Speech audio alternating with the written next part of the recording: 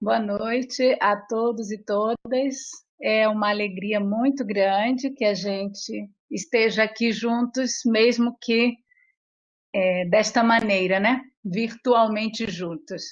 Mas já faz um tempo que a gente vinha se organizando para dar início e agora começamos então um ciclo, uma série de encontros digitais, encontros virtuais, contando com a colaboração do nosso GT de comunicação, a quem eu tenho que agradecer muito. Está aqui a Helena, o Carlos, são nossos estudantes egressos do programa, mestres pelo PPG e ela, que hoje colaboram conosco, junto com tantas outras pessoas que também compõem o GT. Então, a gente começa agradecendo pelo trabalho desse grupo, Iana, desculpe. E, bom, arrancamos então com o primeiro encontro, a primeira live do PPG e ela, Perspectivas Latino-Americanas, Práticas Interdisciplinares e Saberes em Trânsito. Bom, eu vou fazer uma rápida fala só para dar início e em seguida já passo a palavra para o pessoal que efetivamente vai falar sobre o programa, vai apresentar o programa. Vamos nos organizar da seguinte maneira: vamos ficar com os microfones fechados. Quem for tomar a palavra, né, os palestrantes vão tomar a palavra, habilitam seu microfone. Tem aqui a possibilidade de fazerem comentários, perguntas pelo bate-papo público. Enquanto os palestrantes, as palestrantes estiverem conversando, falando, eu vou observar, vou estar aqui atenta às perguntas e aos comentários do bate-papo, para, no final, a gente fazer uma rodada onde a gente possa, se tivermos tempo, né, responder um pouco dessas perguntas, dos comentários de vocês. Um rápido histórico do PPG e ela, porque eu vi que tem gente aqui de fora do programa, né? E como também depois essa live está sendo gravada, depois vai ficar disponível no YouTube. Então, contando com pessoas enfim, de outras latitudes que venham nos assistir, um pequeno histórico do PPG e ela. PPG e ela, Programa de Pós-Graduação Interdisciplinar em Estudos Latino-Americanos, é o primeiro mestrado aprovado pela CAPES e o primeiro em funcionamento na UNILA. Né? Ele é aprovado em 2013 e começa a funcionar efetivamente em março de 2014, temos a nossa primeira turma. É um programa interdisciplinar bilíngue em português e espanhol. E está localizado numa região muito significativa, que é a tríplice fronteira entre Paraguai, Argentina e Brasil. Bom, nós estamos na área de concentração Cultura e Sociedade na América Latina, dentro das divisões da CAPES. Até hoje, formamos 41 mestres brasileiros e brasileiras e 25 mestres hispano-americanos, hispano-americanas. Então, temos aqui um grande grupo de Nuestra América, já egressos do IELA por diversas partes da América Latina. Bom, em 2018, tivemos uma reestruturação importante como parte da autoavaliação do programa e, com isso, criamos uma terceira linha. Antes tínhamos duas, agora temos 3 linhas. Então, uma linha mais enfaticamente dedicada à fronteira. Contamos hoje com 28 docentes no total, entre colaboradores e permanentes do programa. Bom, essa é um pequeno histórico, um pequeno resumo. Mais informações estão disponíveis na página do PPG e ela. E agora eu passo para uma pequena organização da nossa sequência, tá? Para a gente ter uma organização aqui que faça com que as falas possam fluir de maneira mais tranquila. Eu, então, vou dar início, já passo a palavra para a professora Cristiane Quequia, que vai falar pela linha de trânsitos culturais. Cada um dos professores que vão falar como representação da sua linha de atividade no programa, cada um deles terá 15 minutos para fazerem sua fala. Em seguida, nós vamos ter uma fala dos nossos egressos, tá? Então, a gente vai ter uma apresentação. Primeiro fala a Helena, depois fala a Iana, depois fala o Carlos. E, em seguida, passamos para uma rodada de perguntas, ok? Então, nesse momento, eu fecho meu microfone, passo a palavra à professora Cristiane Keker. Depois dos seus 15 minutos, vai falar o professor André, por práticas e saberes, e, fechando essa primeira rodada, a professora Laura Mato, pela linha de fronteiras, diásporas e mediações. Bueno, começamos. Cris. Boa noite a todas e todos vocês. Primeiro eu queria agradecer a oportunidade de estarmos juntos aqui. Eu acho que encontros como esse, nesse momento que a gente está, são muito importantes para, né, a gente manter nossos laços de conexão, a gente se fortalecer mutuamente enquanto comunidade também, de pesquisadores, pesquisadoras. Eu acho que não é fácil, né, para quem está agora no mestrado, fazendo sua pesquisa, lidando com infinitas limitações, para além das questões emocionais também, né, que já sem pandemia já é complicado, né? Então, acho que encontros como esse são muito importantes para a gente também se aproximar enquanto comunidade, né? Então, quero agradecer a iniciativa, né, desse encontro. Me apresento muito rapidamente. Eu sou professora na UNILA desde 2015, quer dizer, desde 2014. Eu cheguei na UNILA, mas em seguida me afastei para licença maternidade, então cheguei aqui em Foz em 2015 e tenho ministrado aulas na graduação nos cursos de letras, no ciclo comum também. E minha trajetória de formação, me graduei, fiz mestrado na História e depois fui para as letras, para a literatura. Então, eu nunca enquanto eu estava na graduação na História, eu sentia que não dava conta para as questões que eu tinha, só, né, o olhar da história, mas também depois que eu saí, que eu fui para as letras, também não achava que eu, né, voltei, né, a minha formação também de historiador, enfim, e passeando por outras disciplinas, de modo que quando eu comecei a pensar no mestrado, e ela foi o programa que me chamou a atenção imediatamente, né, pelo caráter interdisciplinar, com o qual me identifico muito. Agora, eu preciso dizer das minhas limitações para falar aqui hoje para vocês, porque eu sou caloura no IELA, no programa. Então, como caloura, já me colocaram de primeira, né? Então, vai você para abrir. Enfim, né? Eu estou conhecendo também o programa agora completou um ano agora, se não me engano, né? Ou vai completar ainda um ano que eu estou no programa.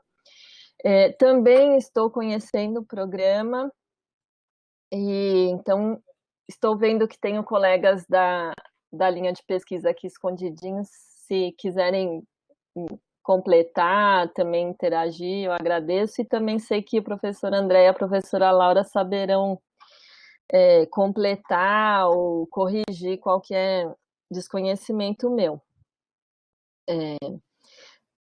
Por outro lado, apesar de fazer pouco tempo que eu estou no IELA, eu acho que é um momento bem interessante esse, em que eu cheguei, né? Eu e outros colegas chegamos recentemente, porque a gente chega no momento em que o programa está olhando para si, né? Em que o programa está fazendo uma autoavaliação, tentando entender melhor sua forma de organização, e uma dos exercícios interessantes, né, dessa autoavaliação é pensar nas linhas de pesquisa.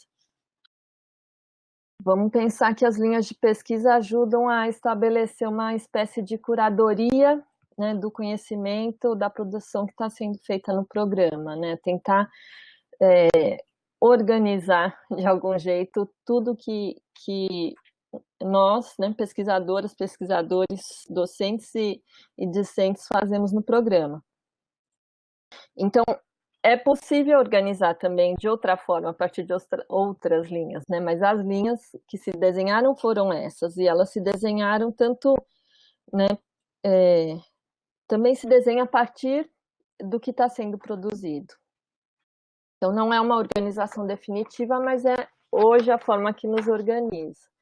Né? E aí, também, ao entrar no programa, eu tive que olhar atentamente para cada linha e ver onde eu me enxergava aqui, né? Qual que é a singularidade dessas 3 linhas de pesquisa? E é um pouco o exercício que a gente está fazendo aqui hoje. Né? Então, eu vou falar para vocês, né, de que maneira eu entendo a linha de trânsitos culturais, né, que é um exercício que eu tive que fazer quando eu me postulei, né, para ministrar aula no IELA, ver onde que eu me encaixava, mas que eu também tenho feito junto com os colegas, né, a gente também está discutindo isso. Bom, o que é trânsitos culturais?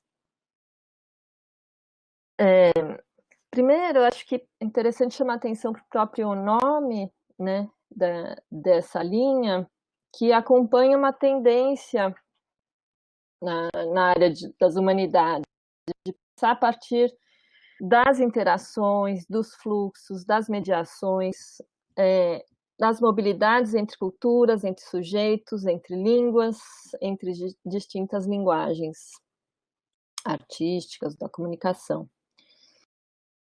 Tais perspectivas nas ciências humanas apontam para as limitações dos recortes exclusivamente nacionais, e para a necessidade de pensar de modo mais fluido nas noções de sujeito, de identidade, de gênero, de território, enfim, né, de flexibilizar, né, essas categorias, né, ou de pensá-las de outra maneira. E, bom, eu iria me estender demais, né, se a gente fosse tentar entender os motivos, né, dessas tendências nas humanidades, né, desse olhar para os trânsitos, para os fluxos, para as trajetórias, mas a gente poderia resumir pensando nas transformações, né, do contexto das últimas décadas aí, né, do contexto da globalização, simplificando muito, né, da revolução, da esfera da comunicação, no fluxo entre populações, na atuação, né, de novos atores sociais que questionam os rótulos cristalizados de nação, né, de sujeito, de gênero, né, para a tendência nas artes contemporâneas a uma certa inespecificidade, a um diálogo muito mais forte entre as linguagens artísticas. Enfim, o fato é que os estudiosos da cultura, em múltiplos campos, acabam sendo convidados a acompanhar, né, acabam sendo convidados a buscar novas plataformas de análise, mais dinâmicas, centradas. Né? Um pouco é uma maneira da gente olhar para essa linha trânsitos culturais, atentar para esse movimento mais amplo, né? Nas ciências humanas. Então, se a gente for olhar para a descrição da nossa linha de pesquisa, ali no site do IELA, se a gente entra lá, a gente vai perceber, né, que o que está sendo proposto ali, né, de um estudo interdisciplinar, atento aos fenômenos e dinâmicas que transcendem, né, as fronteiras nacionais, a manifestações artísticas ou narrativas, orais, literárias, poéticas, cinematográficas, etc. Né? Linguagens em sua confluência, a dinâmica da produção e circulação dos saberes, dos imaginários, das memórias. Então, há uma ênfase, né? Estudo na descrição ali, alguém agradeço aqui, alguém colocou, né? Então, no ponto de vista de um horizonte metodológico, uma ênfase nos fenômenos transculturais transnacionais,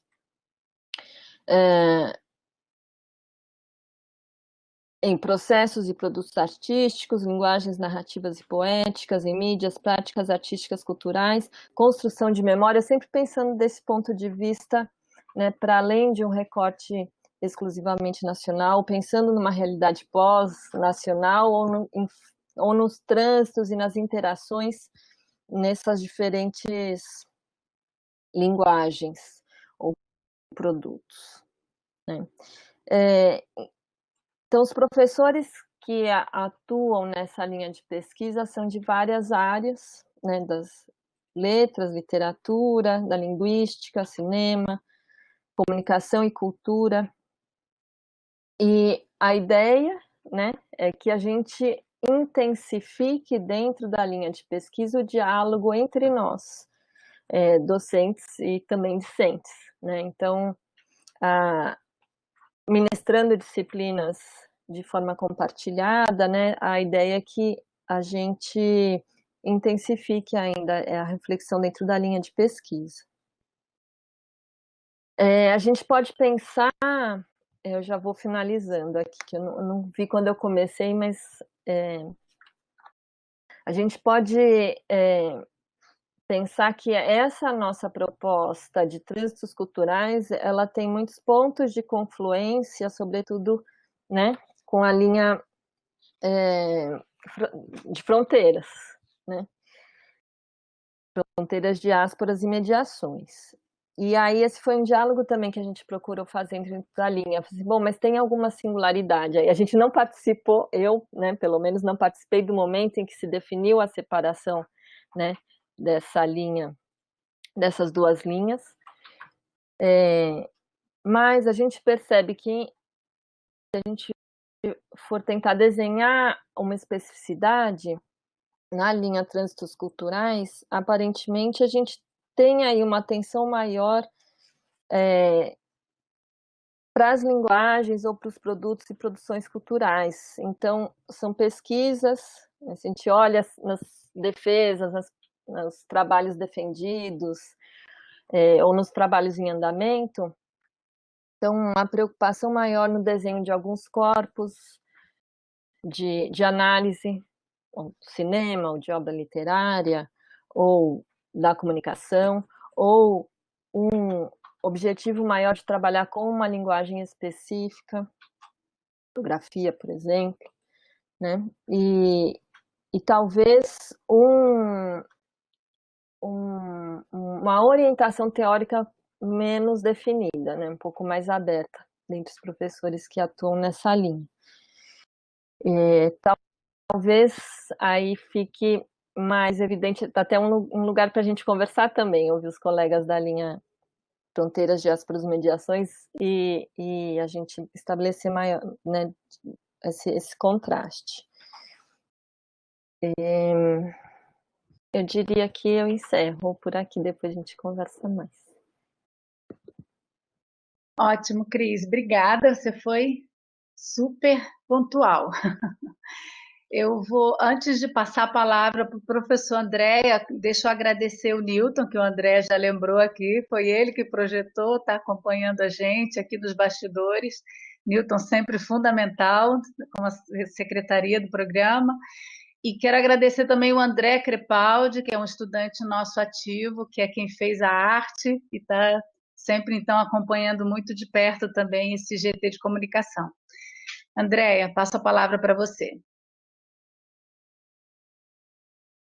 Boa noite a todas, a todos. Muito obrigado pelo convite. Muito bom estar aqui com todos vocês. Mais de 40 pessoas nessa sala virtual. Duvido que na história do IELA nós tenhamos organizado algum evento que reunisse mais do que esse número de pessoas de hoje. Nem teríamos sala onde coubessem, pelo menos não no PTI. Então é uma alegria muito grande. Eu não prometo ser tão sintético quanto Cris, um pouco pelos meus hábitos, um pouco porque vou tentar fazer um exercício que provoque um pouco a participação depois dos demais, não necessariamente só hoje, nossos próximos encontros, a caminho daquilo que é muito evidentemente necessário fazermos, ou seja,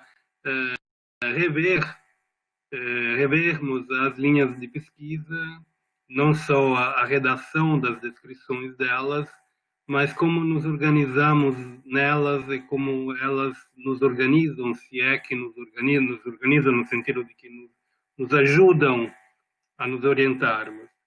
Newton, se gentilmente você quer lançar com as suas artes tecnológicas as slides que eu preparei, te agradeço.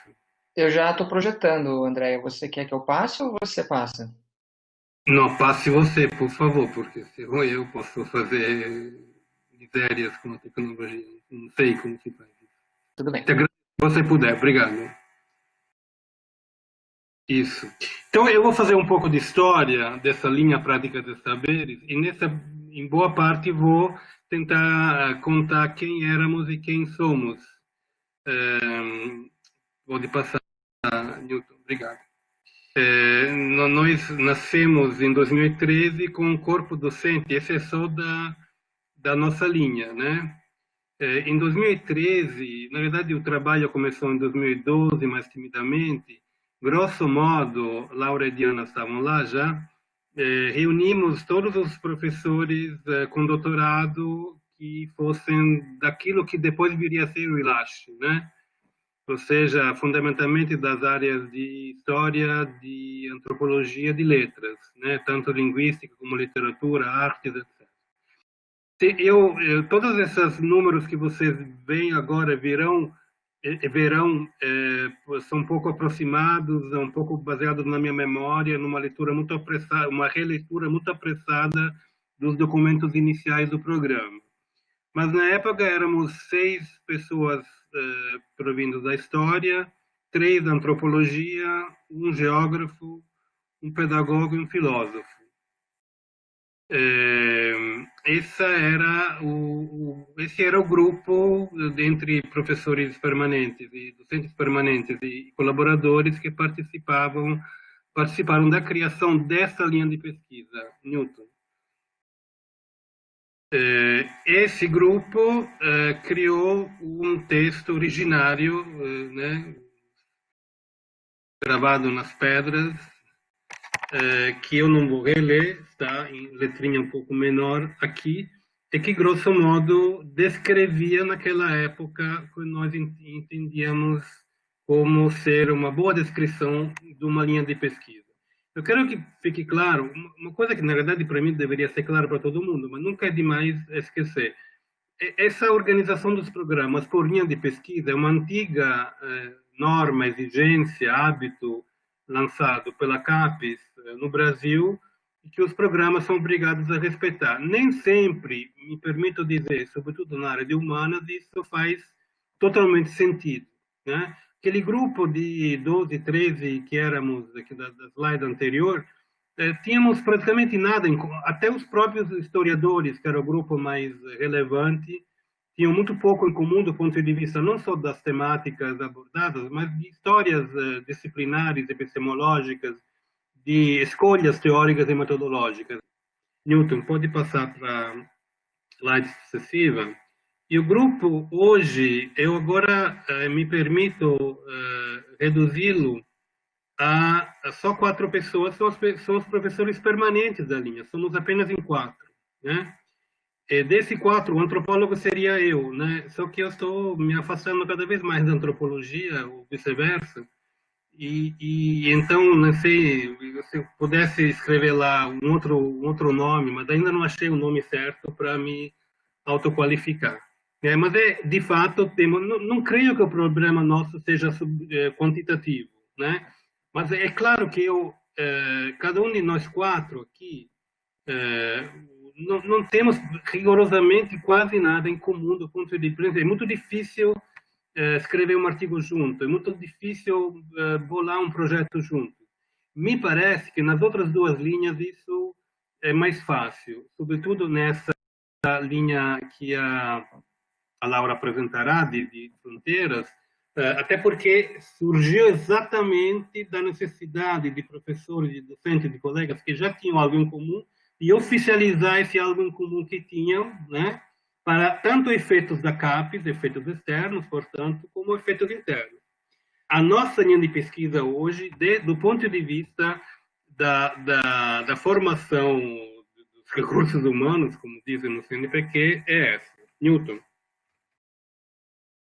A linha hoje está descrita, pode passar na próxima slide, por favor. Está descrita no site do IELA, eu corrigi alguns errinhos de digitação, que depois de Newton temos que arrumar. Ficou um pouco mais enxuta, o grupo ficou bem menor, né? O grupo de docentes ficou bem menor e a descrição também ficou um pouco menor. Há poucas semanas, nós estivemos dentro do colegiado, fizemos um exercício que eu achei bastante útil e proveitoso, foi rico, eu acho, de rever as nossas disciplinas. E revendo as disciplinas obrigatórias, sobretudo, rever também as ementas das disciplinas. Eu acho, por exemplo, que nesse momento as ementas das disciplinas obrigatórias, inclusive da disciplina obrigatória da nossa linha, que, se não me engano, Diana me ajude, continua se chamando Teorias da Cultura, que, por exemplo, aqui Helena, Iana e Carlos cursaram, provavelmente Carlos e Iana até comigo. Essa disciplina, a ementa dessa disciplina hoje, me parece que é mais condizente com aquilo que pode vir a ser, no curto prazo, a nossa linha de pesquisa. A nossa linha de pesquisa, desde que, né, a partir dessa descrição, que continua tendo um pouco a herança de um grupo, fundamentalmente de antropólogos, historiadores, que se preocupavam das várias apelidos das infinitas formas e formatações das relações sociais na América Latina no passado e no presente, poderão reformatar, replanejar nas próximas semanas, nos próximos meses. O que acontece também é que se tem o hábito, a CAPES tem a certeza, e nós temos o hábito, de considerar que quem dá as características de um programa de pós-graduação, portanto, por exemplo, de uma linha de pesquisa, são as docentes e os docentes que participam dela. No nosso caso, com certeza, eu me permito dizer que tem uma aporia ali, um paradoxo, né? Os docentes, quase todos os docentes, com alguma exceção, Cris é uma, eu talvez seja outra, e alguns outros, tivemos quase todos uma formação disciplinar, né?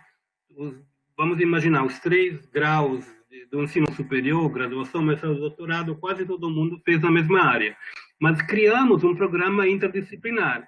Em tese, nesse programa interdisciplinar, nós teríamos que fazer picadinho das nossas formações disciplinares, teríamos que remar contra os nossos próprios passados, que, convenhamos, nem sempre é uma tarefa fácil, nem do ponto de vista epistemológico, nem do ponto de vista psicológico. Então, o que acontece? Aí que está o paradoxo. O que ajuda mais, por exemplo, a tornar mais interdisciplinar um programa que tem a palavra interdisciplinar na sua própria definição, no seu próprio nome, são as estudantes e os estudantes que vêm entrando, no nosso caso, desde 2013, no programa. Newton, na próxima slide, por favor. Olha aqui, aqui com certeza eu me baseei só na memória, né? Arquitetura, direito, filosofia, cinema, música, letras, comunicação, geografia, desenvolvimento rural, pedagogia, serviço social, história, antropologia, relações internacionais. Com certeza estou esquecendo alguma coisa, com certeza também não estou afunilando demais as sub-áreas do conhecimento, de onde vieram as nossas e os nossos estudantes, desde 2013 até 2020, a turma que eu mal conheci, pelos motivos que todos conhecemos. Então, o que acontece? Tem um paradoxo. Eu sou, vamos dizer assim, antropólogo. Laura é linguista. etc., mas numa sala de aula e depois no acompanhamento de pesquisa nos deparamos com uma tão radical conjuntura de diversidades disciplinares, epistemológicas, e que isso nos obriga, mais do que a plataforma Sucupira ou algum relatório para CAPES, a nos esforçarmos para sairmos das nossas gaiolinhas disciplinares originárias. Mas, além disso, Newton, vira aí, lá, por favor. Um outro exercício que nós temos que fazer, inclusive na perspectiva da autoavaliação e das alterações que eu vejo como necessárias, é ver o que esses estudantes fizeram ao longo da sua permanência aqui. O que finalmente defenderam quando, depois de mais ou menos 2 anos e meio, foram defender suas dissertações. Eu fiz um exercício muito precário, muito provisório ainda, de divisão dessas dissertações só da linha de práticas de saberes, e numa espécie de tipologia, né?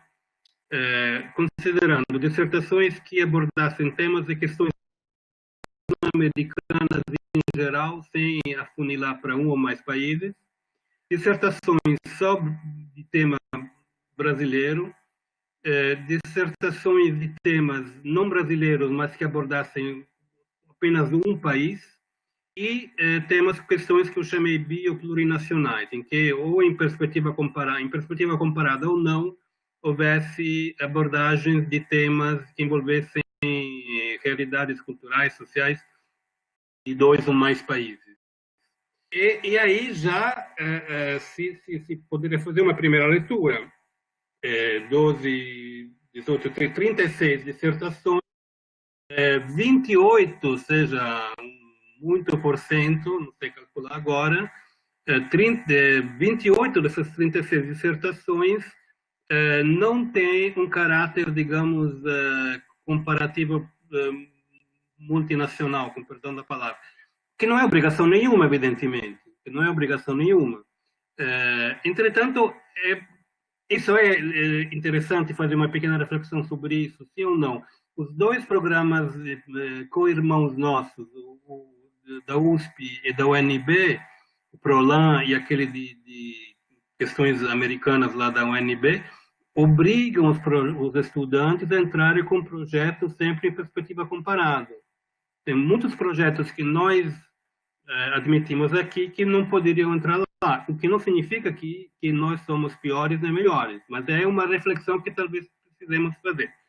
Estou com poucos minutos, Newton vai em frente, porque agora eu dividi, sobretudo para quem não conhece de perto nos programas, são os títulos, né? Próxima vez ponho os autores também. Só essas 2 dissertações têm um alcance latino-americano mais geral, né? Todas são disponíveis no repositório da UNILA. Eu aconselho a leitura. Vai, Newton. De tema só brasileiro, aqui tem alguns.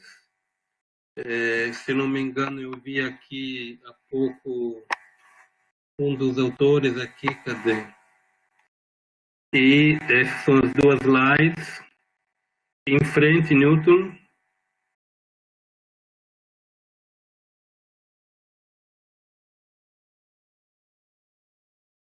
Como vocês veem aqui, claro que o título às vezes não diz tudo, né? Sobre o conteúdo, sobre o tipo de abordagem, o recorte, o viés, né? Mas é claro que se trata, nesse caso, de pesquisas desenvolvidas apenas em campo, em âmbito brasileiro, de campo, com pesquisa de campo ou não, bibliográfica, etc. Newton, vai em frente.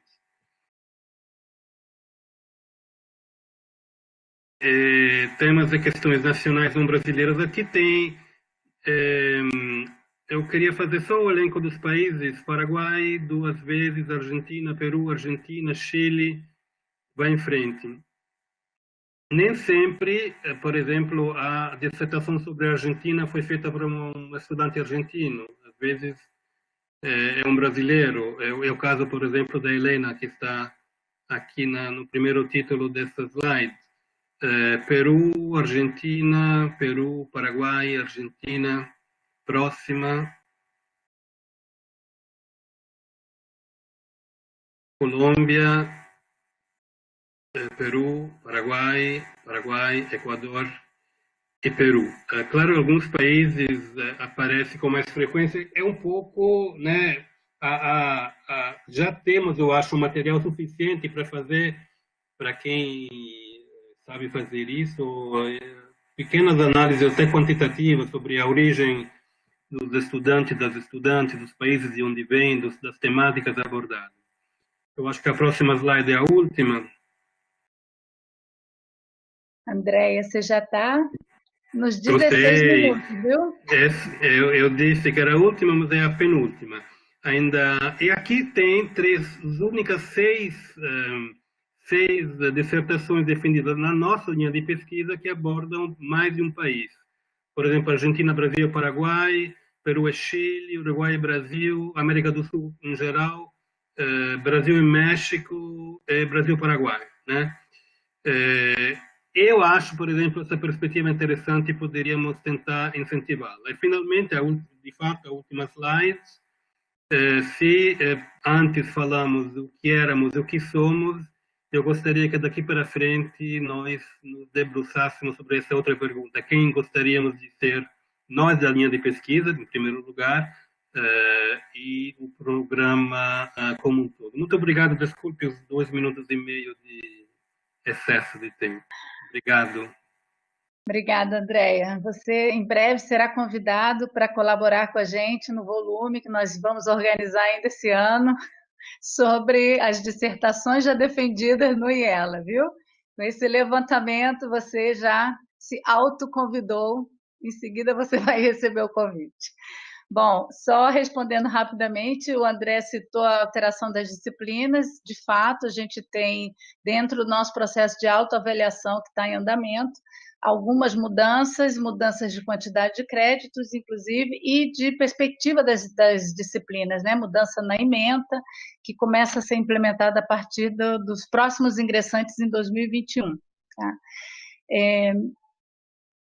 E uma coisa, rapidamente, que o André comentou, né, sobre a diferença da formação dos nossos estudantes que chegam ao IELA, não só uma formação disciplinar diferente, mas uma formação de uma cultura acadêmica diferente, né? Pessoas que se formaram no Peru, no Chile, no Paraguai, isso gera um caldo muito rico em sala de aula. Passo a palavra para a professora Laura Mato. Então, boa noite a todas e a todos. É uma delícia, né? Estar aqui num encontro como esse, como a Andréia mesmo falou, agora temos 47 pessoas nos acompanhando, né? É muito gostoso de ver como o nosso programa está crescendo, está se fortalecendo e está se modificando sempre, né? Isso que eu acho bem interessante. E falar depois da Cristiane e do André vai ser sensacional, porque eles já trouxeram muitas coisas que a linha realmente traz, né? Então, esse histórico de criação do programa que o Andréia trouxe, né? Onde nascemos de um preliminar grupo que é o Instituto atual, né? Onde temos 2 centros interdisciplinares, um de Letras e Artes, formado pelos cursos de letras e um curso da área de cinema, e um centro de História e Antropologia, também com curso de História e Antropologia. Então é bem interessante pensar nisso, porque a linha de fronteiras de aspas e mediações, ela nasce do transbordamento do que era trânsitos culturais. Né? Eu digo isso porque nesse grupo preliminar que o professor André nos trouxe, né, a linha de trânsitos culturais era focada principalmente por professores com formação na área de letras, e eu digo isso, formação na área de letras, porque não significa que os que estão formados na área de letras trabalham estritamente com literatura ou com linguística. né? Então, a gente transborda essas áreas também. A gente não é estritamente linguista, nem estritamente alguém da literatura. A gente traz diálogos de outras disciplinas para isso. Então, a formação é em letras, mas se eu perguntar para os colegas que têm essa formação, que são da área, dificilmente eles se autonomeariam como uns literatos ou linguistas. Então, isso é muito interessante. E esse grupo preliminar, né, da linha de trânsitos culturais, sendo a grande maioria da área de letras, com a formação em letras, tinha uma antropóloga na época, fazíamos um certo tipo de pesquisa. Era um grupo que iniciou a UNILA, né, que começou em 2010 na UNILA, e em 2012 teve essa construção, e fazia um certo tipo de pesquisa. Como éramos a maioria de nós, né, éramos recém-chegados na cidade, a nossa visão também sobre as nossas pesquisas alteraram. Nós não conseguíamos mais pesquisar aquilo que estávamos pesquisando, aquilo que a nossa formação nos deu. E toda essa transformação fez com que o que era a linha de trânsitos culturais não coubesse mais no que alguns pesquisadores estavam trazendo e também no produto que alguns estudantes estavam mostrando, estavam pedindo. Então, essa transformação, esse nascimento dessa nova linha, ele veio, como a Cristiane falou, dessa reformulação mesmo do programa, desse olhar para si no programa. Essa autoavaliação veio também não só de agentes externos, mas como de agentes internos.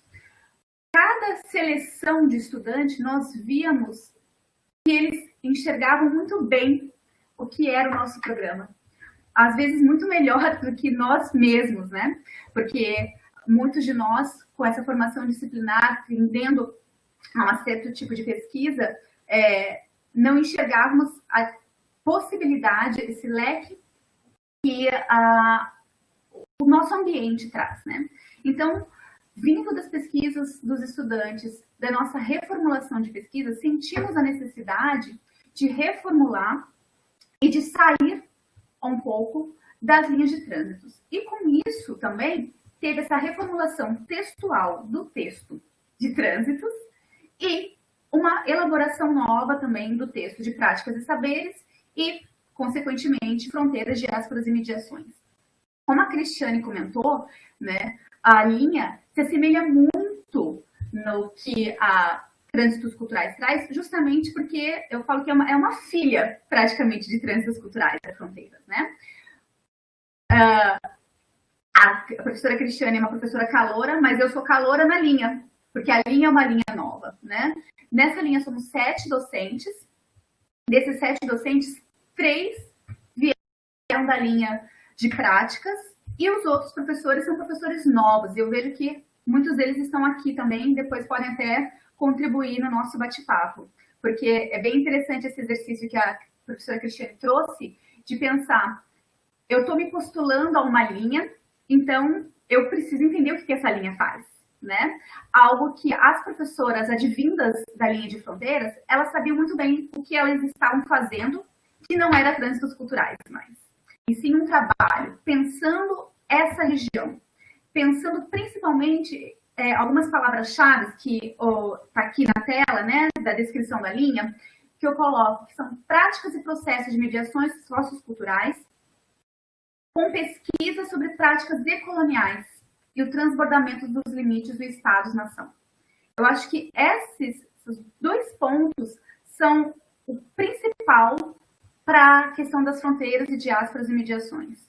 Nessa linha, o que nós pretendemos, né, é justamente trabalhar com essas mediações socioculturais localizadas nessa região, né? Então, enquanto a gente pensa que a linha de trânsitos ela é algo mais ampla, que não precisa se limitar a essa região, as pesquisas aqui, né, que estão... Eu fiz um trabalho de buscar as pesquisas registradas pelos colegas, né, da linha, todas elas estão localizadas na fronteira. Então, essa especificidade, né, de pensar essas relações interculturais, mediáticas, de circulação de saberes nessa região é o que faz a diferença entre a linha de trânsitos culturais. Ela nasceu também de um desejo de trazer estudantes que pesquisem muito bem essa área, né? Então, nós vemos que tem muitos estudantes trabalhando essas relações socioculturais aqui na fronteira e que estavam vinculadas principalmente às 3 professoras que estavam em trânsitos culturais, mas que não trabalhavam mais com o que a descrição daquela linha trazia, né? Então, pensar essa nova linha nos trouxe o desejo também de nos fortalecer enquanto grupo, né? Como a Cristiane trouxe também no começo da fala dela, nós também estamos pensando em quem somos, para onde vamos e o que vamos fazer enquanto grupo, né? O que sabemos todos nós temos interesse em pesquisar a fronteira, em áreas diferentes, nas áreas educacionais, nas áreas do direito, nas áreas das relações socioculturais, das mediações culturais. Então, são vários problemas que se trazem para essa linha, mas sempre localizada nessa questão da região e principalmente a partir de uma teoria bem específica, que são práticas decoloniais, né? Então, isso está muito claro também na descrição da linha e nos trabalhos que os professores da linha estão realizando, né? No momento, somos 7 professores, né? Desses 7, 3 já eram do programa, os outros são professores recém-ingressos no programa, que traz também um ânimo maior, né? A gente sempre fala que gente nova traz um novo ar, a gente respira melhor, né?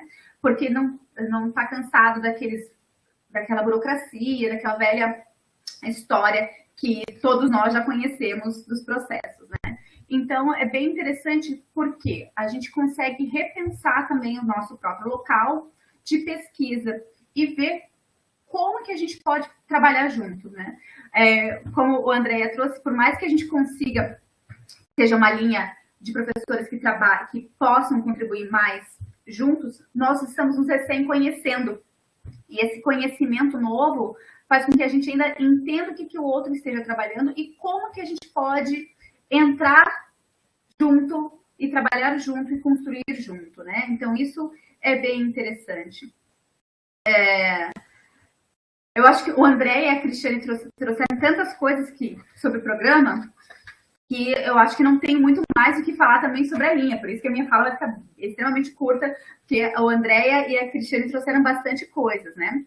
E o que eu gostaria só de salientar é algo que o Andréia trouxe, é justamente essa divisão de linhas. É muito ruim, né? Assim, a gente cumpre um papel burocrático. Simples assim, né?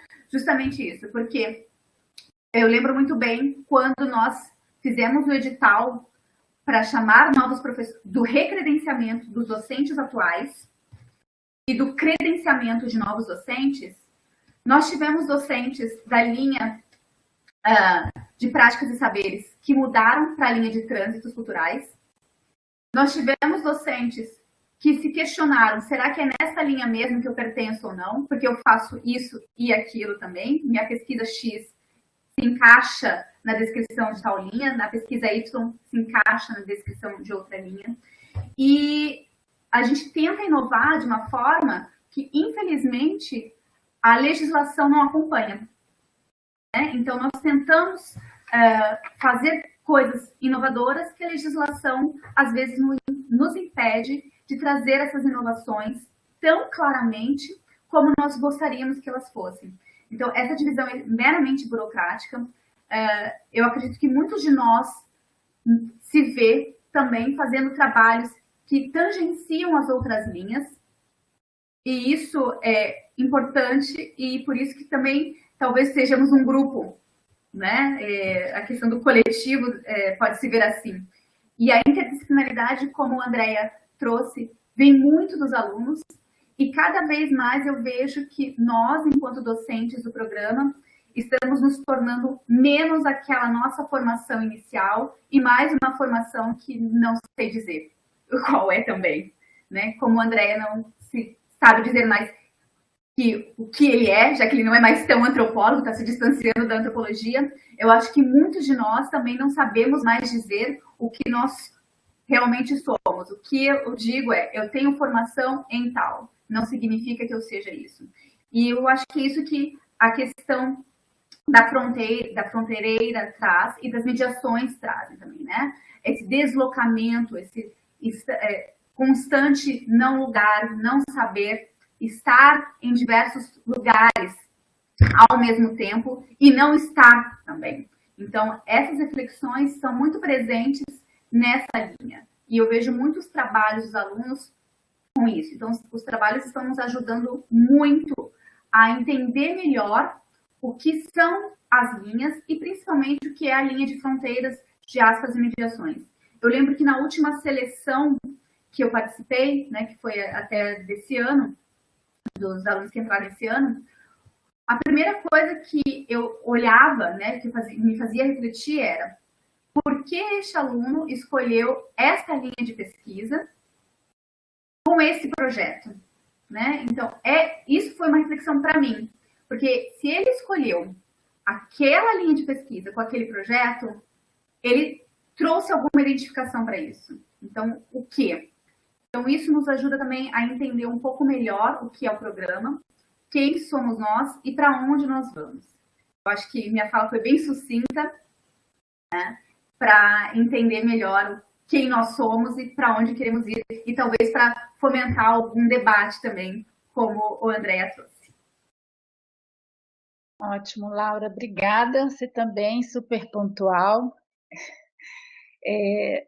Queria só fazer um rápido comentário, me sinto totalmente identificada. Eu era da linha de trânsitos culturais, como você, não é? E passamos para fronteiras justamente por sentir esse transbordamento. Achei muito boa a imagem, exatamente assim, né? A gente já não cabia mais ali. E um dado que eu acho que nos une, como você também trouxe, é o território, né? A gente tentar territorializar de verdade tudo aquilo que fazemos e o que viemos elaborando como pesquisa e tal. Sempre em diálogo com os estudantes, porque eles mudam totalmente o caráter das aulas, das disciplinas. Exatamente. Bom, eu então não vou falar mais, passo a palavra para as nossas egressas e depois Carlos fechando esse bloco. A gente tinha combinado 5 minutos para cada um, mas se vocês quiserem podem se estender até um pouquinho mais, porque os docentes foram mais sucintos. Boa noite. É uma grande satisfação estar aqui, vendo que a ideia lançada pelo Carlos tomou forma, né, Carlos, nas nossas reuniões.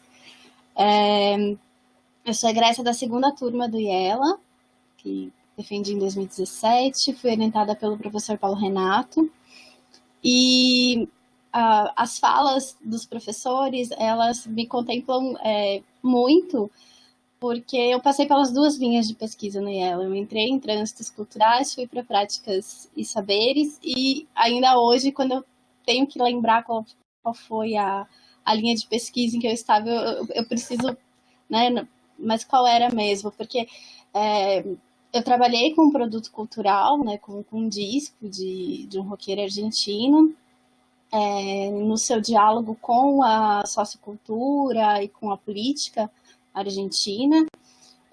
Então tinha proximidades com práticas e saberes, mas também com trânsitos culturais. Então essas limitações, às vezes, elas nos pegam um pouco, né? E como a Laura bem falou, a legislação muitas vezes não acompanha. Um grande exemplo disso são os concursos para docente, né? Que acabam pedindo uma disciplinaridade. Mas o grande diferencial do IELA, como vocês bem falaram antes, é essa riqueza da interdisciplinaridade que provém da troca com os outros estudantes, né?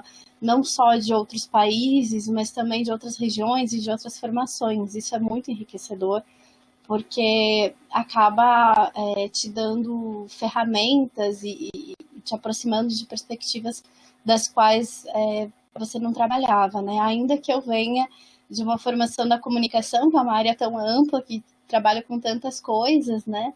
Passei pelo IELA interdisciplinar e agora eu estou no doutorado em História e estou um pouco pelejando com a questão da disciplinaridade, que é um grande problema. Por sorte, eu fui para uma linha da História, que é a História do Tempo Presente, faço o doutorado na UDESC, em Santa Catarina, que é um pouco mais aberta a trabalhar com outras fontes e com um diálogo um pouco maior com outras áreas, mas ainda assim é um ponto que requer a minha atenção o tempo todo, né? Que eu vejo que eu trabalho muito com antropólogo, com gente de estudos culturais, e eu tenho que me puxar um pouco mais para a história.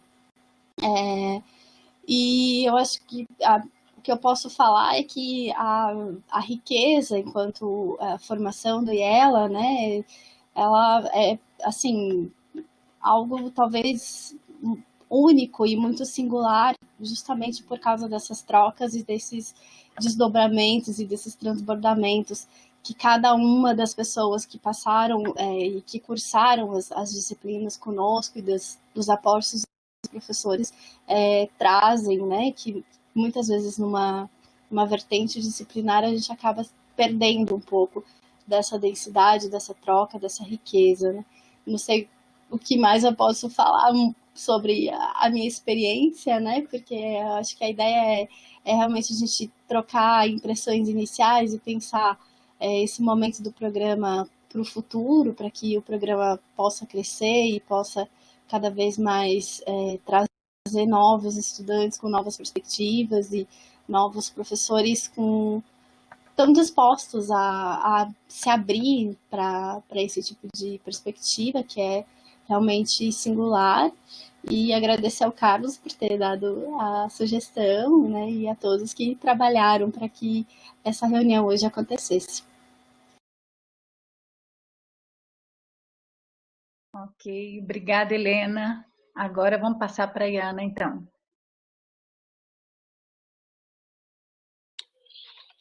Boa noite, gente. Estão me ouvindo bem? Só para saber, porque eu não sei se meu microfone... Ok, então. Então, sempre um prazer estar com vocês e guardo um carinho imenso do programa, assim como o Carlos, sou da primeira turma e talvez por isso que a gente tem uma coisa, esse carinho tão grande pelo programa, porque participamos desse processo de concretização, né, enquanto primeira turma, enfim, todos os desafios que se relacionavam a isso, né, de estar começando. A pesquisa que eu fiz é relacionada ao protocolo de morte encefálica. Trabalhei com o professor Antônio de la Penha e nesse momento eu não trabalho mais com isso. Estou próxima de defender o doutorado. Eu acho que até daqui uns 30 ou 60 dias no máximo defendo o doutorado, que eu faço na UFSC, no interdisciplinar em ciências humanas. E o que é interessante do IELA, que Helena pontuou muito bem, essas questões que só me parece que são muito particulares do IELA, ao ponto de que o IELA me proporcionou uma ruptura de perspectiva enquanto pesquisadora que foi muito interessante. Esse olhar para a América Latina e para a perspectiva interdisciplinar foi muito rico, e foi no IELA que eu consegui isso, né? Sair do serviço social, que apesar de ter uma formação que não é tão disciplinar, porque a gente tem integração de vários conhecimentos de várias áreas, de certa forma ainda há uma tendência eu diria assim que quando nós falamos da questão interdisciplinar, que eu acho que talvez seja isso que é mais interessante a falar nesse momento, me parece que se fala muito a respeito disso, inclusive no meio docente, se fala muito a respeito disso.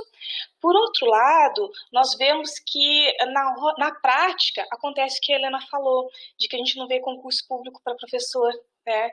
E falo isso porque chega ao ponto de que eu sou egressa do programa e agora dou aula na UNILA, né, como professora substituta, mas dou aula no serviço social na UNILA.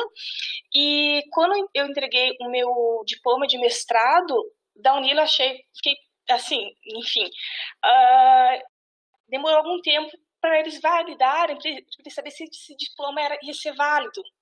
O diploma do programa da UNILA. E isso que eu ia dar aula na UNILA. Então, a gente vê essas barreiras que têm que ser rompidas, mas uma questão que a gente tem que sempre que lembrar é que quem determina quais vão ser os critérios de currículo para concurso público são os professores, né, que estão participando dos departamentos. Não vem essa questão burocrática, ela não vem de fora, é quem está no departamento que vai determinar o que vai ser feito, né? E falo isso porque, além da gente pensar na pesquisa, no que é produzido dentro do IELA, a gente tem que pensar no campo de trabalho para o egresso, né? Aonde que ele vai continuar? Porque, por exemplo, Helena falou que é acho que, se não me engano, é da História.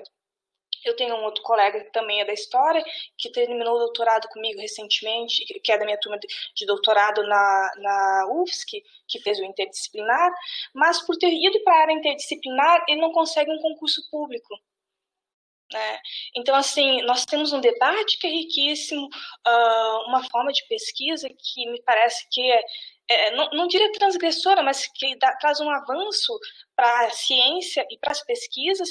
Por outro lado, precisamos nos preocupar com o trabalho dessas pessoas depois, porque quem faz o mestrado e depois faz o doutorado, faz isso porque almeja se inserir no campo de trabalho e possivelmente dentro de universidades, né?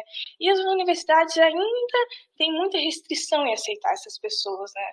Então, acho que, além dessa questão de pensar o programa, é pensar também dessa questão do egresso, né? De como que vamos fazer com isso depois, né? E do impacto que enquanto professores, podem ter dentro dos departamentos que participam, seja lá como for, setores. Como a divisão na UNILA é um pouco diferente, né? Assim, na hora de organizar, de pedir concurso, se eu não me engano, em História mesmo teve concurso recentemente, e tem outros testes seletivos abertos, mas se parar para pensar e olhar lá, quantos deles aceitam mestrado e doutorados interdisciplinares? Né? Acho que eu queria trazer mais essa reflexão hoje, né, que eu vejo importante. Obrigada, Iana. É isso, né? Temos muitos desafios ainda também, dentro da legislação mais ampla e dentro da própria cultura acadêmica, né? Isso que você traz é muito interessante para a gente pensar. Vou passar a palavra para o Carlos. Boa noite, gente. Eu sou Carlos. Eu vou falar em língua espanhola, bem devagarinho. Vocês vão me entender sem problema nenhum, tá? Bueno, mi nombre es Carlos Arroyave Ramírez, yo soy egresado de la primera turma de la maestría. La formación, yo vengo de Colombia. La formación que, digamos, había alcanzado en mi país yo me había formado como filósofo y luego con área de especialización en literatura. Y como me gustaba mucho escribir y todo el asunto literario, metafórico, metonímico, pues egresé también del pregrado en periodismo y así llegué a Brasil. En esa llegada a Brasil yo me doy cuenta de muchísimas cosas, entre ellas una y la más importante es que estábamos demasiado apegados a una forma de ser lógica, heredada pues del mundo aristotélico, a una lógica en el lenguaje, y ese primer encuentro pues con la maestría, con los compañeros del grupo, con los diferentes maestros que allí de alguna manera nos compartían sus saberes, es eso, que de alguna manera existen otras lógicas, otras maneras de entender el mundo. Yo llego a la línea de tránsitos culturales, ¿cierto? Y ahí permanecí, digamos, monogámicamente y desarrollé mi investigación en el área de literatura de la mano de la profesora Diana Araujo. Entonces, esta experiencia para mí fue, digamos, reveladora desde todo punto de vista, ¿sí? Porque fue confrontar el choque cultural, el choque térmico también climático, lingüístico, porque una lengua supone una lógica y la lengua portuguesa, el portugués brasileiro, tiene otra lógica que no tenía mi lengua. Entonces fue entrar primero en contacto con esa nueva lógica y con las nuevas lógicas que nos abría, digamos, las metodologías, las formas de hacer colectivas, digamos, las disciplinas se pueden conversar, pueden trabajar colectivamente, y esto era algo pues que en nuestra cabeza, aquí en las formaciones académicas, de alguna manera era demasiado incipiente para la época. Estoy hablando de hace 6, 7 años. De alguna manera, pues, empezar a entender esa forma como se estaba estructurando una transversalidad disciplinaria, una forma de trabajar colectivamente entre las diferentes disciplinas, un adentrarse, digamos, en lo propio, porque obviamente, pues, esa lógica aristotélica es hija, digamos, de la colonia, de esquemas de pensamiento y del hacer que de alguna forma todavía determinan algunos de nuestros países. Aquí en Colombia, por ejemplo, pagar una maestría un semestre vale $2.000, $3.000, $4.000, incluso hasta más, hasta $10.000 puede costar en una universidad privada.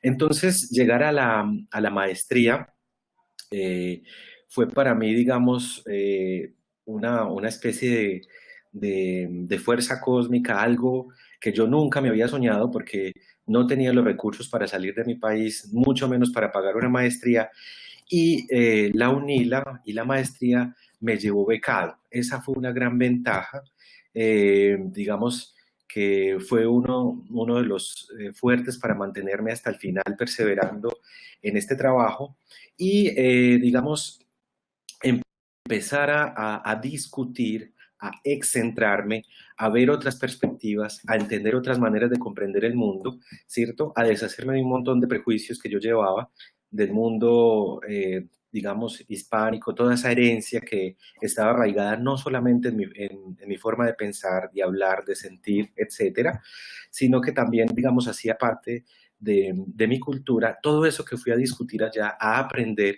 sirvió, pues, digamos, para transformar mi propia vida y para transformar, digamos, parte del entorno. Yo regreso a Colombia y soy vinculado a una universidad pública en la cual trabajo y digamos que todo este bagaje que de alguna manera todas estas discusiones, todo digamos, esa riqueza teórica, metodológica que yo adquirí en la línea de tránsitos culturales, esas discusiones o ese cruce de perspectivas, pues obviamente alimentó discusiones que traje no solamente aquí a la academia, en la universidad donde empecé a trabajar, sino digamos en la continuidad de mi carrera académica, ¿cierto? Porque una vez llego a Colombia pasan unos años y logro de alguna manera conectarme con los estudios doctorales. Y en esos estudios doctorales que desarrollo en el área de psicoanálisis, pues allí, digamos, se vive todavía una asepsia,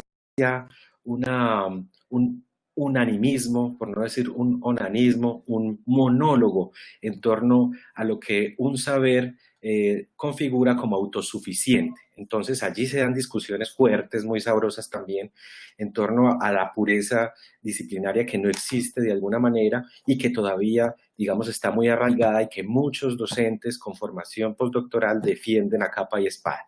Entonces, esa riqueza no solamente académica, sino vivencial, práctica, entrar en contacto con compañeros de Paraguay. En Paraguay estuve viviendo con Marina Cantero, con Virgilio, estuve, digamos, también conociendo ese mundo que se vive allí en la Universidad Paraguaya a través de Joel. Conocí a Celeste de Chile, conocí a compañeros de Argentina, los muchachos de Brasil, mejor dicho, toda esa confluencia, esa constelación de saberes, de formas de ver el mundo, de entender la vida, de vivir la academia, de utilizar los aparatos metodológicos, los profesores que venían de México, de Perú, del mismo Brasil, de Colombia también teníamos al profesor Luis Eduardo, y el profesor cubano, el profe Andrea, bueno, todos aquellos que nos compartieron amablemente, digamos, todo ese caudal de discusiones y de saberes, en la práctica también producen un efecto. Es bastante importante la misión y la función que cumple la universidad, las diferentes líneas de pesquisa, de investigación que desarrolla la universidad, porque a personas que veníamos de otros países como Colombia, no nos era posible sencillamente articular, digamos, este tipo de experiencias si no hubiese sido por lo que nos posibilitó la maestría, ¿cierto? Y esa trascendencia, digamos, epistemológica también se traduce en una riqueza para discutir y autocriticar ese asunto epistemológico y a través, digamos, también de la analítica, de los corpus lingüísticos que de alguna manera a mí me tocó trabajar, ¿sí? Yo trabajé sobre dos autores centroamericanos, un nicaragüense y un salvadoreño, dos personajes bastante interesantes que se conectaban más allá de las fronteras nacionales a través, digamos, de todo ese caudal que fue, digamos, compartido y transferido, digamos, hecho público a través, digamos, de los diferentes cursos, seminarios que tuvimos, pudimos entonces enriquecer esa discusión, enriquecer esa investigación, darle un cuerpo, establecer, digamos, una secuencia que nos permitiera ir un poco más allá de lo que nos habíamos proyectado en el primer ejercicio de presentación del proyecto para llegar en primera instancia al curso de maestría.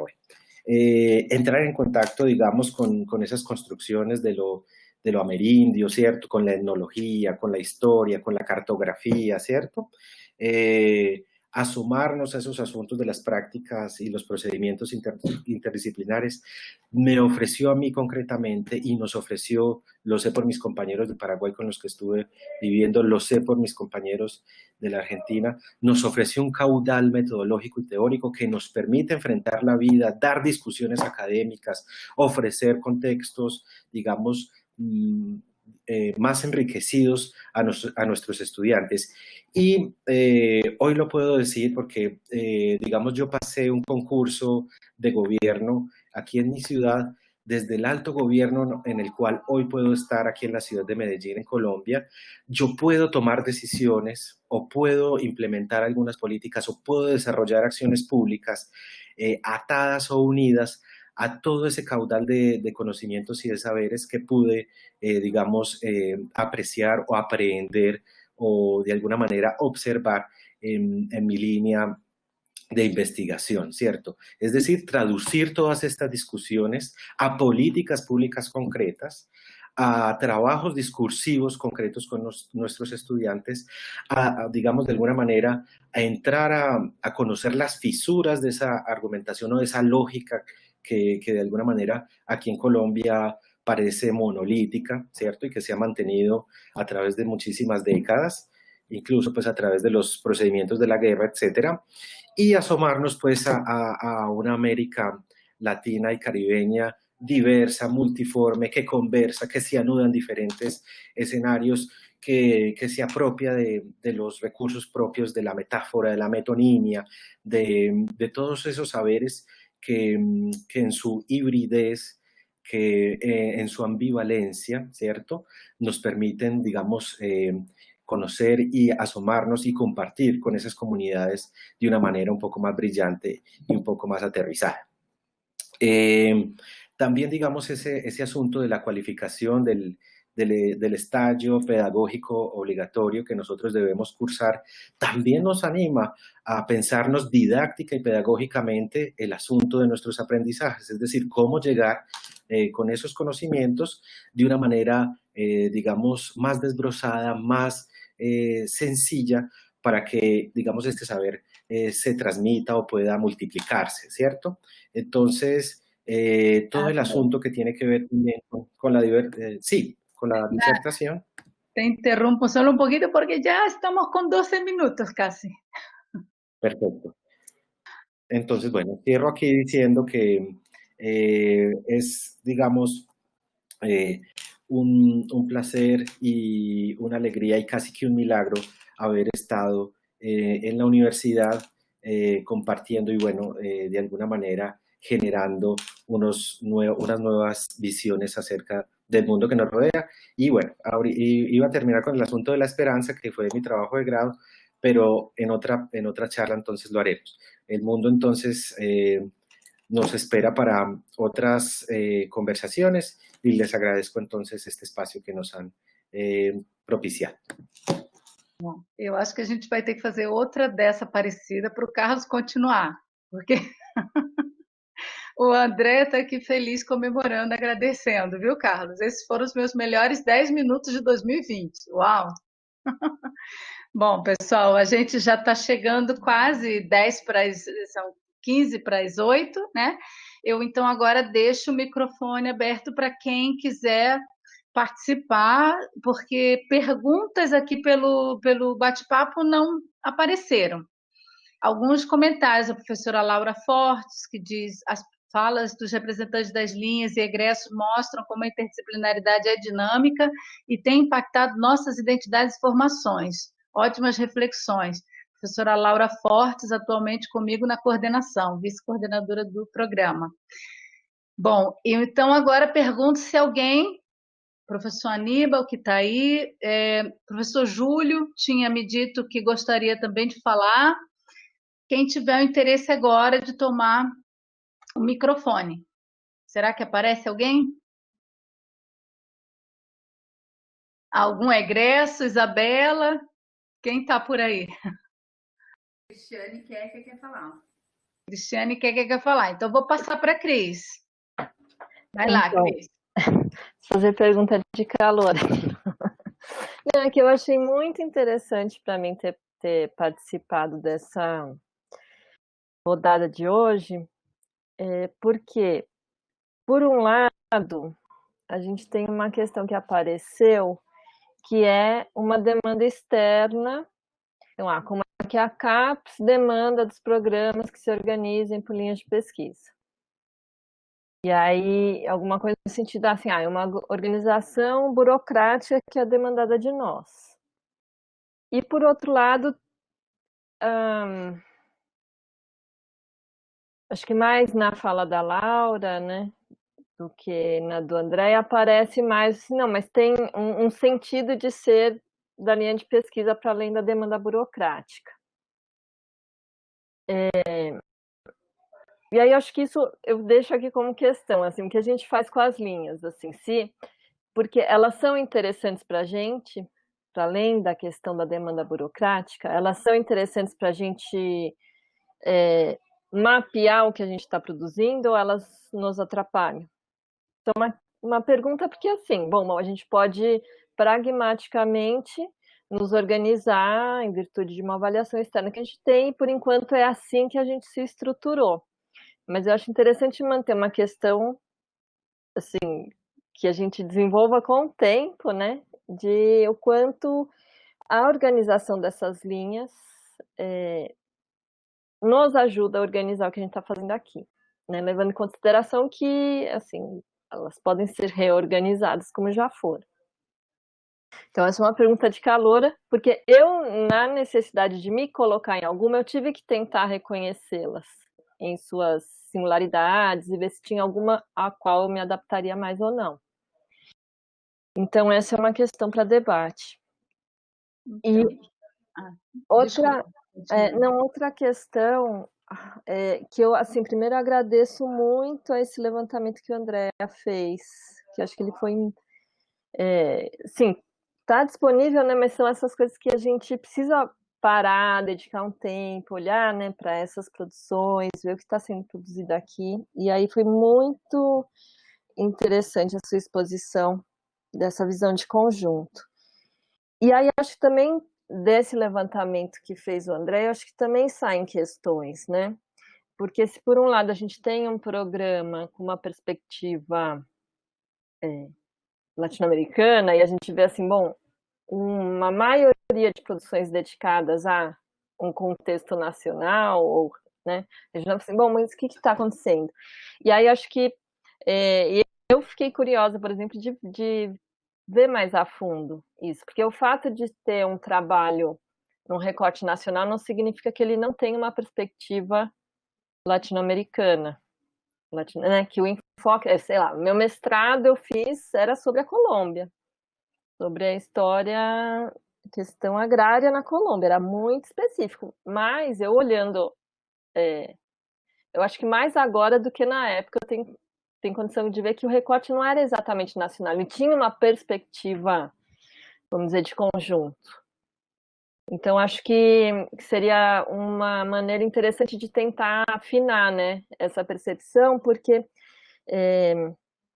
na graduação a gente vê pelos TCCs que se incorporam a eles uma perspectiva latino-americana, uma formação UNILA aí, que é né, mas uma graduação, vamos dizer, são 4 anos, né, e mesmo os trabalhos que eles são recortados numa realidade ou local, tal, a gente percebe isso.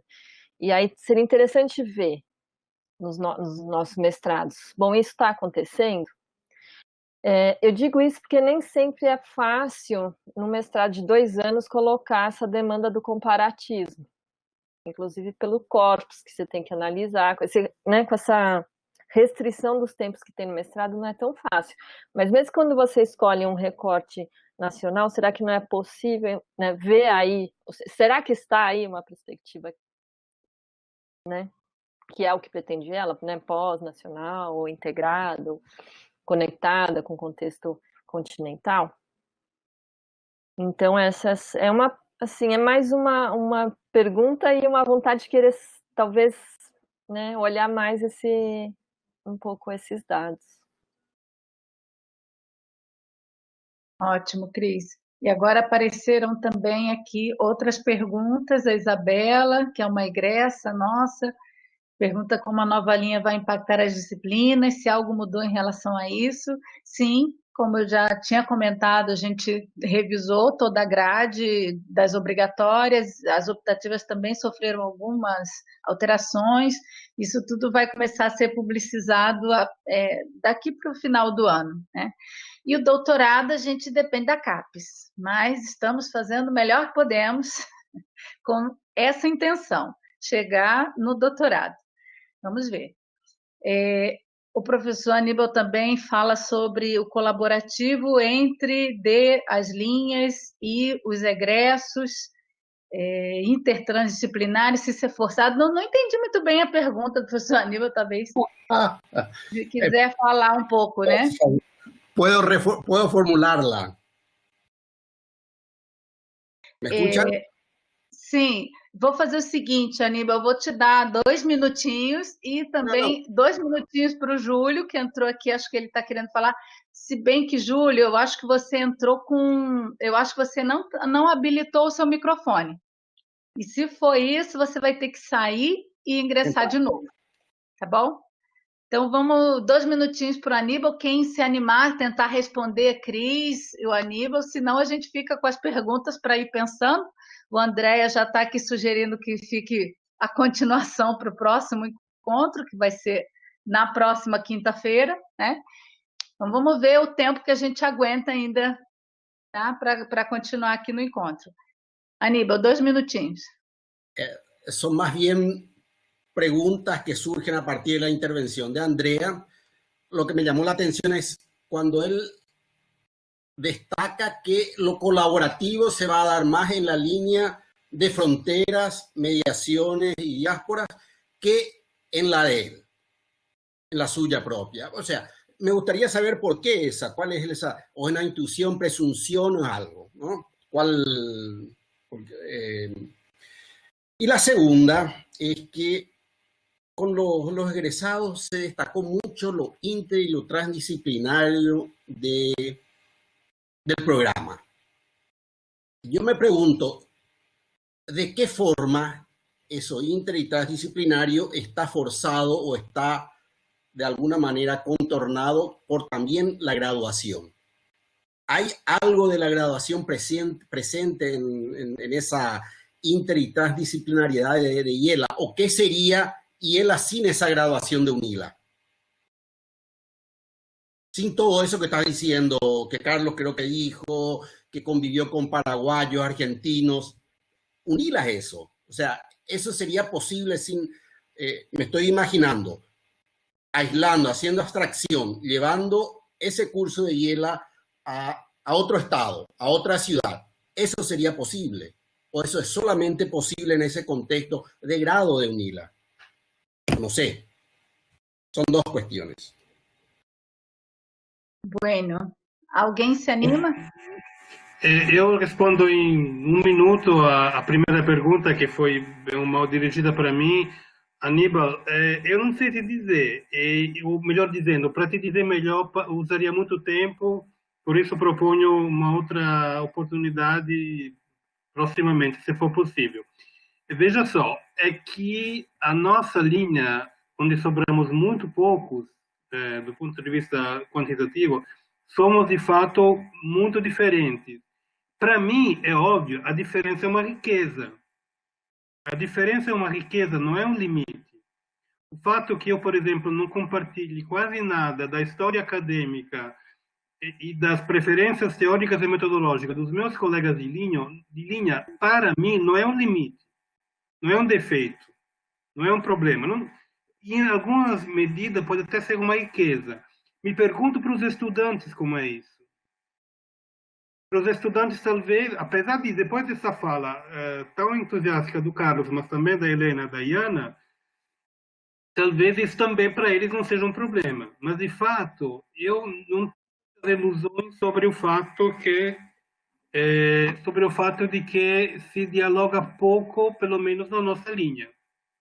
Mas, repita, a resposta poderia ser mais longa se tivéssemos tempo em outra oportunidade. Bom, eu não sei se o professor Júlio vai voltar, eu não sei se mais alguém quer fazer algum comentário sobre tudo isso. Laura? Vai lá, Laura.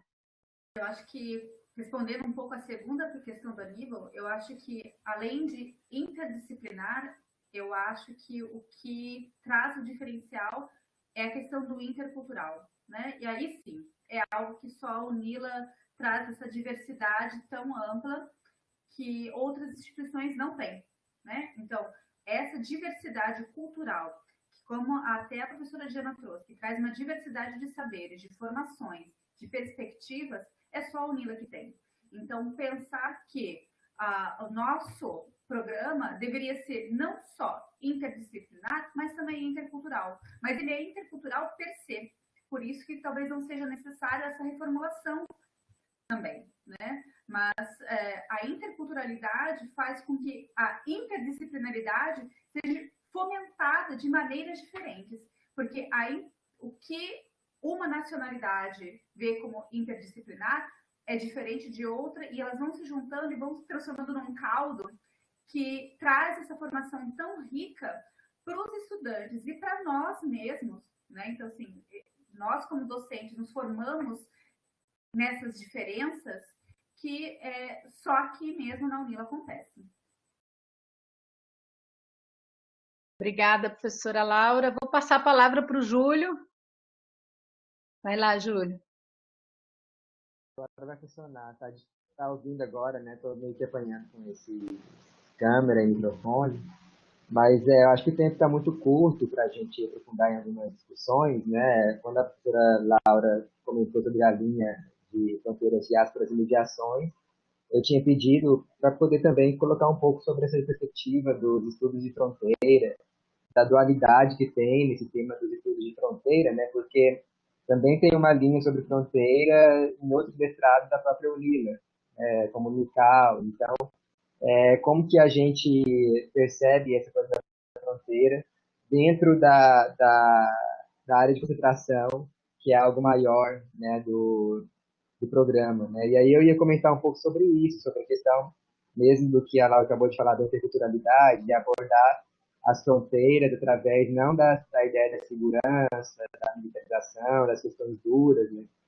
Pensando que Foz do Iguaçu é um modelo para o Brasil, para o governo atual, sobre a segurança das fronteiras, né? A instalação das câmeras e tudo isso. Então, existe um estudo de fronteira que olha para isso, né? E não é exatamente essa perspectiva das questões de fronteiras. Então, isso sempre surge nos congressos, nas discussões, em que, como no Congresso de Cultura, que eu e a Diana participamos há alguns anos atrás, as pessoas se inscrevem, né, E aí vem trabalhos das mais variadas perspectivas, e é importante incorporar e dialogar essas várias perspectivas, né? Também, assim, essa formação de origem dos estudantes e dos professores, né?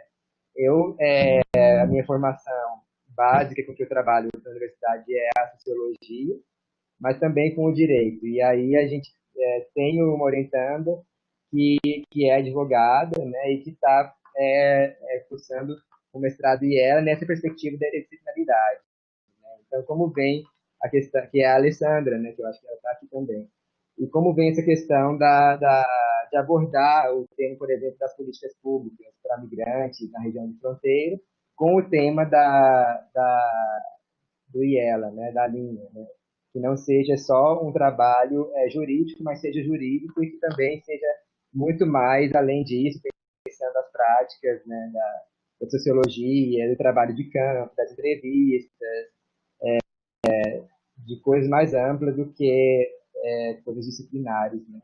Então, acho que tinha mais coisas para ir pensando sobre isso, mas como a gente poderia ir deixando isso para próximos encontros, né? Eu acho que também é fundamental, para mim, nesse momento, existirem as linhas e existirem conversas como essa, só que das linhas, né, também. Então, também é algo que é legal, sem corporativizar, sem fechar, né, e fazer essa ida e retorno, assim, também. Bom, pessoal, já são 8 horas. Eu acho que a gente já vai fechando. Andréia faz aqui um longo comentário. Celeste apareceu aqui, fez um comentário. Felicidades a todos e todas. É uma alegria no coração verles por la pantalla. Muito interessante o tema, excelentes expositores e expositoras. Um abraço grande e carinhos para todos. Bueno, eu acho que, como todo bom debate, a gente sai com mais perguntas do que respostas. Não é assim? Não é assim que a gente também encerra uma dissertação de mestrado? Com mais perguntas do que respostas, né? Então, é isso, a gente continua pensando a necessidade de conversar é o que ficou mais claro, acho que para todo mundo, né? Então, vamos, quem sabe, pensar em outros formatos de reuniões por linha, onde a gente possa ter esse compromisso de se autoavaliar, de se autocriticar, de pensar em perspectivas de melhoria, enfim, e de identidade do próprio programa, né? Então, deixo o microfone aberto para quem quiser fazer assim suas últimas considerações e a gente já vai se despedindo.